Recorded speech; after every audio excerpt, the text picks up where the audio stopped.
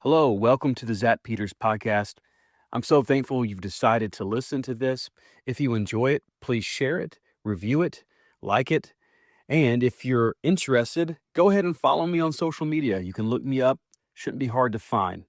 Thanks. Enjoy.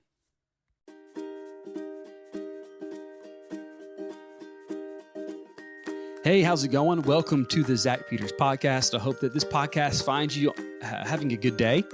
If you're not having a good day, then this podcast is actually sort of for you.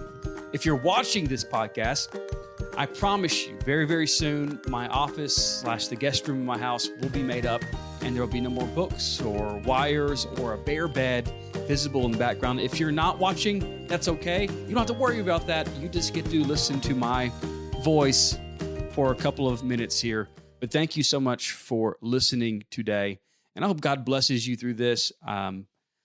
I'm excited to share this sort of message, this reflection from John chapter 5, verses 2 through 9. I'm going to read it this week, but if you want to pause and read it for yourself, you can. But John chapter 5, verses 2 through 9 says this: Now there is in Jerusalem by the sheep gate a pool in Aramaic called Bethesda, which has 5 roof colonnades. In these lay a multitude of invalids, blind, lame, and paralyzed. One man was there who had been an invalid for 38 years, more than I've been alive. When Jesus saw him laying there and knew that he had already been there a long time, he said to him, "Do you not want to be healed?" And the sick man answered him, "Sir, I have no one to put me into the pool when the water is stirred up. And while I am going, another steps in down before me." And Jesus said to him, "Get up, take your bed, and walk." And at once the man was healed, and he took up his bed and walked. Now this happened on the Sabbath. Have you ever made a mistake before? A mistake, any sort of mistake that caused you to have a bad day? Have you ever had a bad week or several bad weeks, maybe a bad month? Maybe you've had a bad year. And sometimes we know that you cause the bad stuff yourself, and sometimes you can't help it.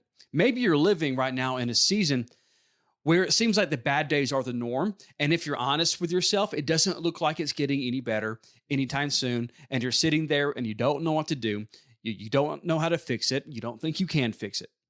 Once you reach a certain age in this life, and unfortunately, sometimes it happens very early in life, you're going to make a mistake, or you're going to have a bad day, or a bad couple of days, or even worse. I was a student pastor for 6 or 7 years up until recently, and I know from experience, from student stories that were sort of in my vicinity, it doesn't take long into life for things to start going wrong, and sometimes pretty spectacularly. I've had students who were born into very, very terrible situations, and that was their existence every day. And very often it felt like they could not escape. Very often it seemed like there was nothing they could do. And sometimes there was literally nothing they could do on their own.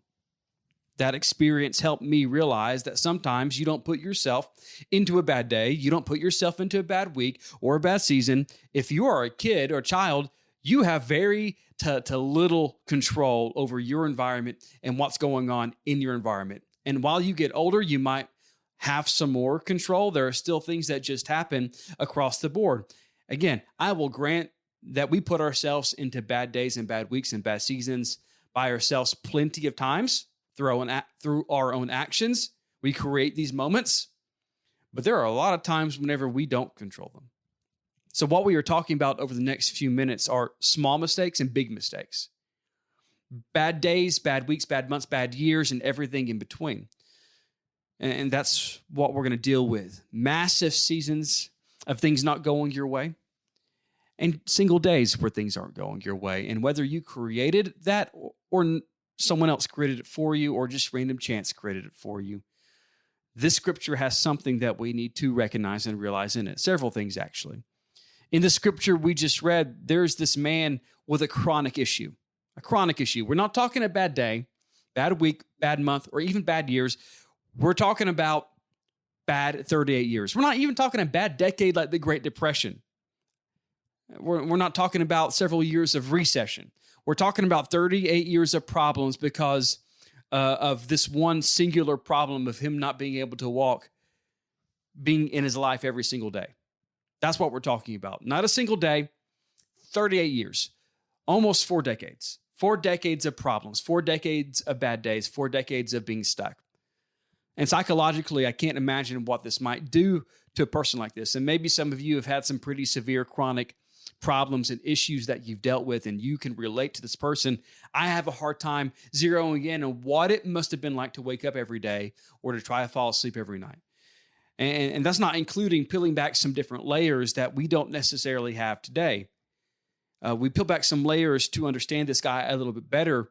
We've got to realize that this guy lived in a society that didn't offer the type of support that can now be offered to people who have physical conditions and physical and mental issues. I'm not saying they always get offered, but we can now offer support medically. We can now offer support emotionally and financially and psychologically that, frankly, they did not offer or could not offer back then. We can offer it now. We live in a society where that can now be offered, and it can ease the burden a little bit. He also lived in a society where illness, problems, issues were directly related to sin. Some sort of moral failure in his life or in the life of his parents was the most likely cause or the most likely culprit for why this guy was in the situation he was in. That's how people viewed his problem. He must have done something wrong in order to earn this illness. His parents must have done something wrong. His grandparents, someone in his life did something wrong for him to earn this. So not only is he dealing with a very real problem in his body, he's dealing with the fact that people view him as being impacted by sin, even though that is not the case. 38 years of bad days. 38 years of wishing that you could escape, but you can't escape. Knowing it just wasn't possible. There was no hope. Come on, somebody. Do you know what I'm talking about? Do you have any idea what this guy must be feeling? I have to know that of the people who listen and watch this podcast, that some of you must have some sort of connection to how this guy must feel. Trapped, ashamed, maybe, stressed every day, stuck. This guy was hopeless. He's hopeless. You can see it in his explanation of why he wants to be healed, but he isn't healed. Jesus asks, "Do you want to be healed?" And the man is like, I have no one to help me. Of course I want change. Of course I want things to be different, but I gave up trying a long time ago because every time I get close, it just doesn't work out. And it's easier for me just to sit here and lay here next to the pool than it is to keep trying to get into the pool. 2 quick thoughts I want to draw out from this that sort of struck me from the scripture.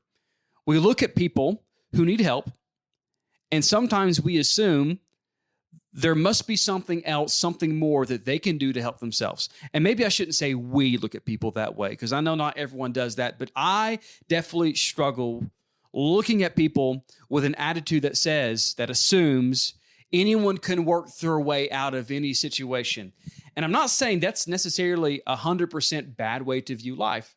I think that's actually partially healthy. But if you take that thought process to the very extreme, it isn't hard to look down on people who are stuck in situations because we assume that they're lazy. We assume they have not put themselves in a position to get the help that they need. We assume they've not done enough. And so we assume laziness when sometimes that's just not the case. Sometimes it might be true that they put themselves in a situation. And sometimes it might be true that they've not done everything they can do. But sometimes it just doesn't matter. Even if those things are true, it doesn't matter. Our attitude towards people who are struggling, to people who are hurting, to people who are in seasons of pain. Yes, we should encourage them to do all they can do, but Jesus looked at this guy, and it wasn't asking, well, what else can you do? He just took action and helped. We've got to learn to take action and help, regardless of sort of our internal pressure and the way that we view the world. We've got to help people, no matter what. The second thing from this The sick man assumed the only way to be healed was impossible to attain. The guy had a perfectly logical excuse as to why his life would not change. He could not move. He was an invalid, or he was sick. He was paralyzed in some way. And so there was a very real physical barrier stopping him for 38 years getting into the pool or getting the help that he needed. So why would year 39 be any different? The sick man lays in the right spot, but clearly he has given up hope that things can change. Other people can change. Other people can move fast enough. Other people can get their blessing. Other people can sort of exit the cycle of pain and depression to get freedom, but not me, this guy has decided. Have you ever been there before? Are you there now? Do you have friends, family that are at this point? Why try? Why care? Why hope? Every time I do, I get let down. Every time I do, someone else beats me to the thing that I need. And in this story, Jesus looks at him and tells him, take up your bed and walk. And the man, with 38 years of bad days, 38 years of problems, walks. Too many times we assume that there's nothing we can do to fix our situation. I've been this way for too long. It's been this way for too long. I've struggled with this my entire life. Other people can change, but I'm stuck. And every time I try to get unstuck, I make it worse, or I get let down, and it hurts even more. So I just give up. I just give up. And this is just what it's going to be for my life. And all the while, Jesus might be standing next to us in those situations, asking us, do we want to be healed? And the reality is maybe we can't do anything to change our situation. Maybe we can't. Maybe you've got some physical ailments and you can diet all you want. You can work out all you want. You get some surgeries, but there's always going to be some issues that are going to be bringing you down. Maybe mentally it's the same sort of thing. You're sort of trapped in your own mind. You've got some emotional damage. You've got some psychological damage. And so there is literally nothing you can do on your own to fix this thing. And you've just decided that's what it's going to be. But let me tell you something. If 38 years of suffering, 38 years of problems that this guy has experienced is not enough to stop Jesus from bringing a new life and transformation into this situation for this guy, then why would we doubt that Jesus can't do the same thing for our problems, chronic problems and small problems, bad days, bad moments, and bad years and decades? Don't count Jesus out. Don't think that Jesus can't step in and do something that you can't do. That's it. And maybe for those of you who have struggled with some chronic problems throughout your life and you've resigned yourself to lay by the pool because you've decided you'll never be able to get into the pool, Jesus has got you. He's got you. I don't know what that looks like for your life. I don't know what it looks like for your situation, for your context, but I do know that Jesus has got you. He can't help you. Maybe it is a spectacular healing. Maybe it is sending someone your way to help. Maybe it's him just changing you emotionally. Maybe it is just him using the pain that you've suffered to bring wisdom in your life to help other people. But Jesus has got you for the problem that you're facing, whether you've been facing it for a day or facing it for a decade. So don't give up. Don't give up. I watched my dad's mom, my mama, live without a relationship with Jesus for basically my entire life until the very few last months or last year of her life.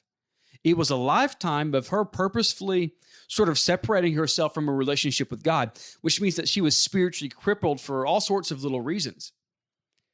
But Jesus was right there after a lifetime of living without him, a lifetime of being separated from, a lifetime of being spiritually crippled. Jesus was right there when she was ready to stand up spiritually. He was there. It can be very overwhelming to be stuck in a rut for so long, but don't give up.